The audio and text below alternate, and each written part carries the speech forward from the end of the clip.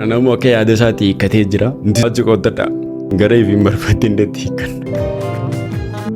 Warri bakina rabbe dibbetu monni ro warra dubbi ogisu mo kan. Abo de jala. Eenyu jala ro ena koy. Dhuguman abbichu abba malati. Kadadaan qulfisan irraa fudhate.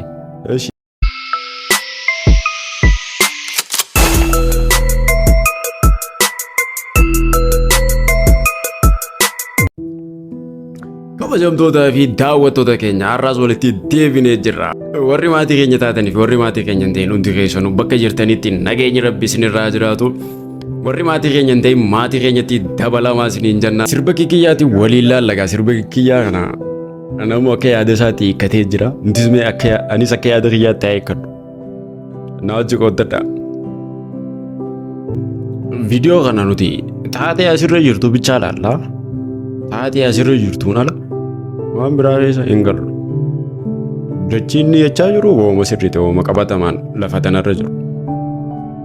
Kanaafuu viidiyoo asirraati gochaa asirraa bichaa kan waliin laallu ta'a.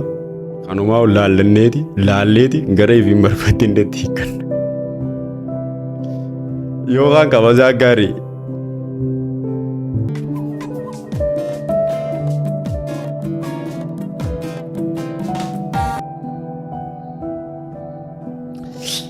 Kikiyya sudunni ajaa'ibaa kun akkanatti irraa hanga akamu. Maashaallah habibi.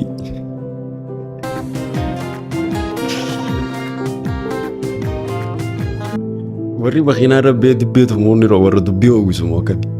Amma dhumaatti waliin haa laallu.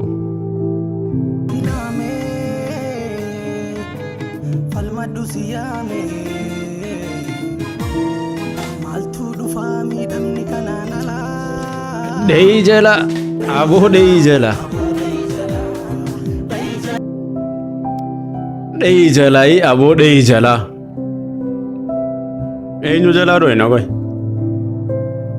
Adda baafanna hin jarjarin haalaallu.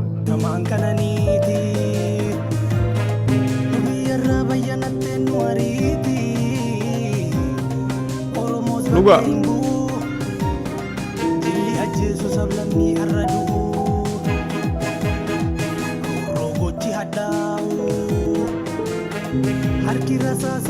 Oi. Makiinaan jalqaba shufeertichi deemaanii ture osoo deemuun jirutti karatti dhaabe. Karatti dhaabee eega keessaa bu'eefu warra gubbaarra jirutti qulfii darbee kote. Abbaan makiinaa gubbaarra jira. Abbaan makiinaa gubbaarra jira jechuudha. Amma shufeera haaree barbaaduun dirqama yoo fi oofuu hin dandeenye makiinaa sana shufeera haaree barbaaduun dirqama isaati. Kanaafuu nama danaa san keessa shufeerri makiinaa san oofu hin jiru jechuun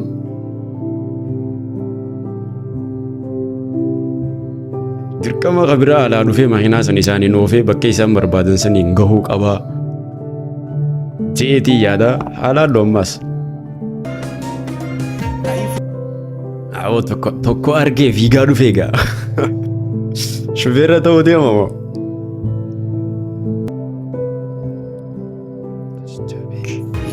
Abooree baasatu tajajjabee. Kiyyaan kadhachuu jiraata? Naasiniin oofaa jeetii kadhachuu jira moo?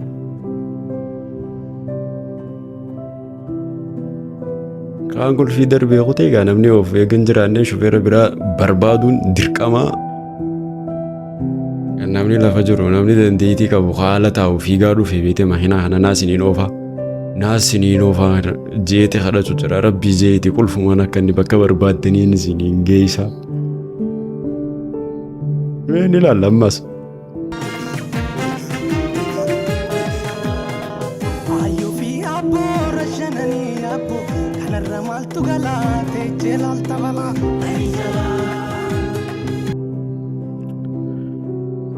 Ayyoo fi abboos raashananii kanarraa wanti galaan jirtu. Jabeeffatee jira jalaa dhuhine jee yoo nu jalaa dhawan hookan. Yaaddoo namatti haa?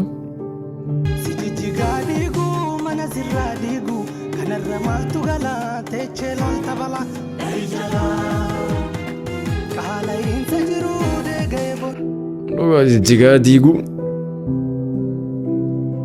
ooma jiraate kun ammaatu keessummachiisaatuma jirra.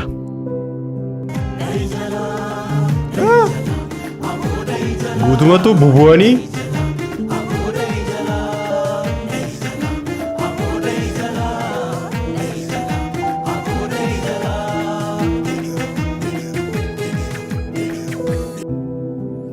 maakinaan reefu isaaniin ka'uu jitte gaa. Amma garuu shofeerri dhufee jira. Isaaniin kaasee deemisee itti fufanii warri gubbaarra jiru warri duraan mirqaanni keessa gad deebi'e amma mirqaanni dhufeefii jira. Kanaafuu isaanis caffaruu eegalanii hanga dhumaatti yaalallu ammas waan ta'uumee akkanuma laalla.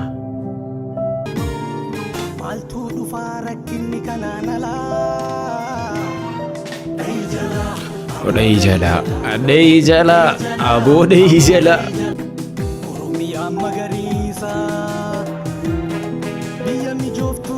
Maakinaan deemuu jitte egaa bakka silaa yaadan san sa'aan itti fudhachaa waan jiruuf warri gubbaarra jiru ifatee tokkuma tokkoon gaa irraa bu'ee eegalan. Maakinaa abbaatti hafumee walumaan ilaallu. Utaalan.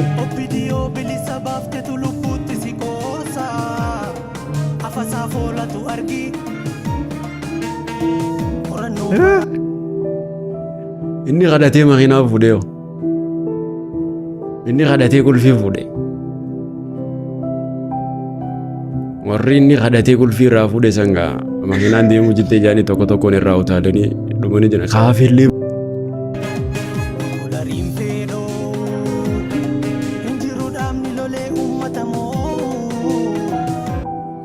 Dhugaasaati bakka kanatti kikiyyaa wooma sirrii jee hin jiru dhaabni lolee uummata moo.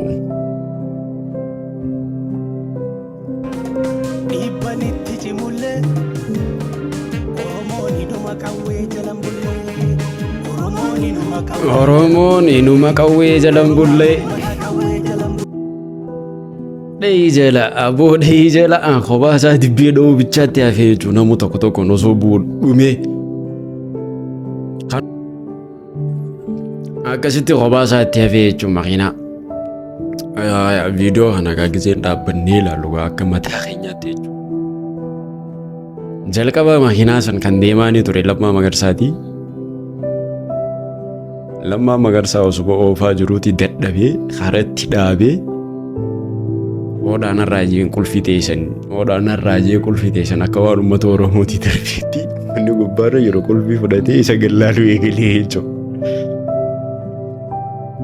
Achi booda warri achirra jiran hundi isaanuu maakinaa sana oofuu hin dandeenye.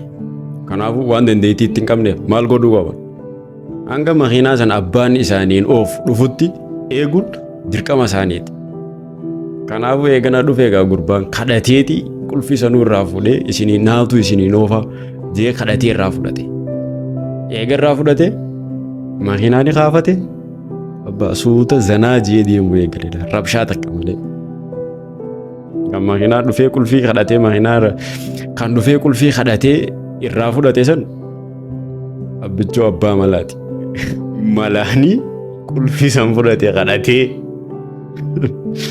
dhugumaan abbichuu abbaa malaati. Dhugumaan abbichuu abbaa malaati. Kadhaadhaan qulfii san irraa fudhate. Eeshi ittuma fufee maakinaa san ni kaaseen suuta zanaa jeenii oofuu ni eegale. Uummanni gubbaarra jiru bakka yaadan san waan gahuu hin dandeenyeef tokkuma tokkoon osoo irraa bu'anii dhuman maaltu hafe? Kan gubbaarraa dibbee dha'u qofaatu hafe. Maakinaan deemisa isaatti maakinaan deemisa isii hin dhaabne deemisisti itti fufe. Abbichuun abbaa malaa maakinaa shufeera hin qabne egaa. Kidhaa inni qabachuu baate eenyu qabata? Isaanis achuma taa'anii jechuudha. Hanga danda'u deemanii bakka isiin jiddeetti dhaabe egaa. Kanaafuu warri irraa bubu'ee san ammas deebi'anii maakinaa kana akka inni galmaan ga'uun maakinaa kana akka inni galmaan ga'uun yoo dhiibaa taates dhiibanii fi galma barbaadan san ifiifis ga'anii innilleen waan yaate galmaan gaachuu danda'a. Kanaafuu akka mataa keenyaatti akkasitti hiikkadhe. Kanaafuu yaada mataa keenyaatti akka nutti muufanne isiniin jenna. Viidiyoon amma ilaalle egaa walumaa galatti kana fakkaataa viidiyoo biraatiin hanga walitti deebinutti nagee turaadha.